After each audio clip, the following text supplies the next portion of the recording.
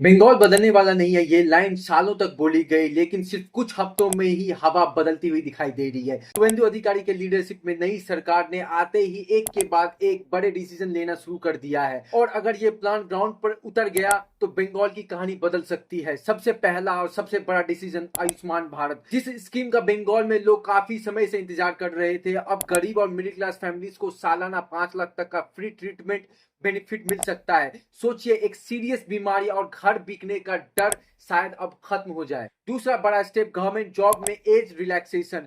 कई young aspirants जो कि एज लिमिट के चक्कर में रेस के बाहर चले गए थे, उनके लिए अब एक नई होप खुली है।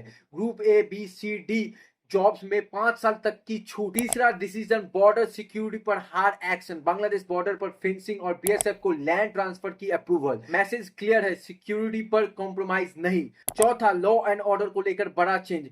पुराने क्रिमिनल लॉज की जगह नए क्रिमिनल फ्रेमवर्क्स को इंप्लीमेंट करने की प्रोसेस स्टार्ट हो चुकी है। पुलिस और ऑफिसर्स को ट्रेनिंग दी जा रही है ताकि सिस्टम फास्ट और स्ट्रांग बन सके। और पांचवा, जो बंगाल की इकोनॉमी को डायरेक्ट इंपैक्ट कर सकता है, इंडस्ट्रियल कॉरिडोर। दानकुनी से कल्याणी, दानकुनी से खड़गपुर। सवाल यह है, क्या Bengal finally jobs, industry, better governance की तरफ बढ़ रहा है? अगले कुछ साल डिसाइड करेंगे ये सिर्फ पॉलिटिकल चेंज था या बंगाल का फ्यूचर का टर्निंग पॉइंट।